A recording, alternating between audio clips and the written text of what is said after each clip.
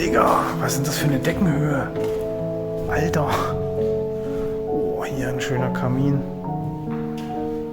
Oh, und der Teppich liegt auch noch.